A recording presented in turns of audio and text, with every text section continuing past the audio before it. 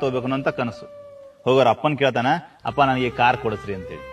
ಅವ್ರ ಅಪ್ಪ ಹೇಳ್ತಾನ, ನಿನ್ ಕಾಲೇಜ್ಗೆ ಟಾಪ್ ಬಂದು ರ್ಯಾಂಕ್ ಬಂದು ತೋರಿಸು, ನಾನು ನಿನಗ ಆ ಕಾರ್ ಕೊಡಿಸ್ತೀನಿ ಅಂತೇಳಿ. ಇದನ್ನ ಕೇಳ್ಕೊಂಡ್ ಮಗ ಏನ್ ಮಾಡ್ತಾನ, ಹಗಲು ರಾತ್ರಿ ಓದಿ ಆ ಕಾಲೇಜ್ಗೆ ರ್ಯಾಂಕ್ ಬರ್ತಾನ. ಕಾಲೇಜ್ ಒಳಗೆ ನಿಂತು ಕಾಲ್ ಮಾಡ್ತಾನ, ಅಪ್ಪ ನಾ ರ್ಯಾಂಕ್ ಬಂದಿನಿ, ನಾನು ಬರೋಷ್ಟರ ಮನೆ ಮುಂದೆ ಕಾರ್ ಇರ್ಬೇಕು ಅಂತೇಳಿ. ಸೀದಾ ಮಗ ಮನಿಗ್ ಬರ್ತಾನ. ಅಪ್ಪ ಅವನನ್ನ ಬಹಳ ಖುಷಿಯಿಂದ ವೆಲ್ಕಮ್ ಮಾಡ್ಕೊಂಡು ಕೈ ಒಳಗೊಂದು ಗಿಫ್ಟ್ ಬಾಕ್ಸ್ ಕೊಡ್ತಾನ.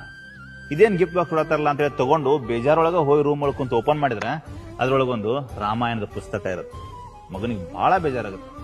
ನಮ್ಮಪ್ಪ ಹೇಳ್ದಾಗ ನಾ ಎಲ್ಲಾ ಮಾಡೀನಿ, ಆದ್ರೆ ನಮ್ಮಪ್ಪ ನನಗ ನಾನು ಕೇಳಿದ್ದನ್ನ ಕೊಡ್ಲಿಲ್ಲಲ್ಲ, ನಮ್ ತಾಯಿ ಇದ್ರೆ ಹಿಂಗ ಆಗ್ತಿರ್ತಾ ಅಂತ ಅನ್ಕೊಂಡು ಬೇಜಾರೊಳಗ ಮನಿನ ಬಿಟ್ಟು ಹೋಗ್ಬಿಡ್ತಾನೆ. ಎಲ್ಲೋ ಒಂದ್ ಕಡೆ ಹೋಗಿ ತನ್ನ ಮೊಬೈಲ್ ಗಿಬೈಲ್ನೆಲ್ಲ ಸ್ವಿಚ್ ಆಫ್ ಮಾಡಿ ಬೇರೆ ನಂಬರ್ ತಗೊಂಡು ಜೀವನ ಕಟ್ಕೊಳಕ್ ಶುರು ಮಾಡ್ತಾನ. ದುಡಿದು ದೊಡ್ಡ ಶ್ರೀಮಂತ ಆಗಿ ತಾ ಕನಸು ಕಂಡಂತ ಕಾರನ ಕೊಂಡ್ಕೋತಾನ. ಅದು ಡೆಲಿವರಿಗಂತ ಶೋರೂಮ್ ಹೋದಾಗ ಅವಂಗ ಅನ್ಸುತ್ತ, ಈ ಕಾರ್ ಸಲುವಾಗಿನ ನಾನು ನನ್ನ ತಂದೆನ ಬಿಟ್ಟು ಬಂದಿದ್ದು ಅಂತೇಳಿ ಬೇಜಾರಾಗಿ ಅದೇ ಶೋರೂಮಿಂದ ಅವ್ರ ತಂದೆಗೆ ಕಾಲ್ ಮಾಡ್ತಾನ. ಮನೆಯೊಳಗೆ ಬೇರೆ ಯಾರೋ ಕಾಲ್ ಇರ್ತಾರ.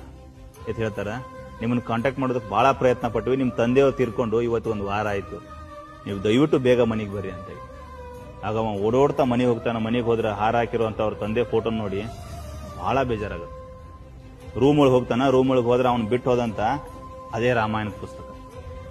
ನಿಧಾನಕ್ಕೆ ಹೋಗಿ ಆ ಪುಸ್ತಕ ಓಪನ್ ಮಾಡಿದ್ರೆ ಅದ್ರೊಳಗೆ ಒಂದು ಲೆಟರ್ ಇರುತ್ತೆ. ಅದ್ರೊಳಗೆ ಅವ್ರ ತಂದೆ ಬರೆದಿರ್ತಾರ, ನಿನ್ ಮೇಲೆ ಬಹಳ ಗರ್ವ ಇದೆ ಮಗನೇ, ನಾನು ಕನಸು ಕಂಡಂತೆ ನೀನು ಕಾಲೇಜ್ಗೆ ಫಸ್ಟ್ ಬಂದೆ, ನಿನ್ ಕೇವಲ ಒಂದು ಕಾರನ್ನಷ್ಟೇ ಅಲ್ಲ ಸಂಸ್ಕಾರನ ಗಿಫ್ಟ್ ಕೊಡಬೇಕು ಅಂತ ಈ ರಾಮಾಯಣ ಪುಸ್ತಕವನ್ನು ಇಟ್ಟಿದ್ದೀನಿ.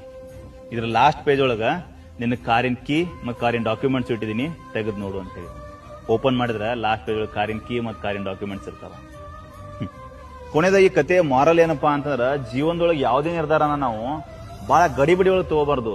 ನಿಧಾನವಾಗಿ ಯೋಚನೆ ಮಾಡಿ ತಗೊಂಡ್ರ ಬದುಕೆ ಸುಂದರವಾಗಿರುತ್ತಲ್ಲ. ಅದಕ್ಕೆ ಚಿಕ್ಕ ವಯಸ್ಸೊಳಗಿದ್ದಾಗ ಹಾಡು ಕೇಳ್ತಿದ್ವಿ, ಕೇಳಿದ್ದು ಸುಳ್ಳಾಗಬಹುದು, ನೋಡಿದ್ದು ಸುಳ್ಳಾಗಬಹುದು, ನಿಧಾನಿಸಿ ಯೋಚಿಸಿದಾಗ ನಿಜವು ತಿಳಿಯುವುದು.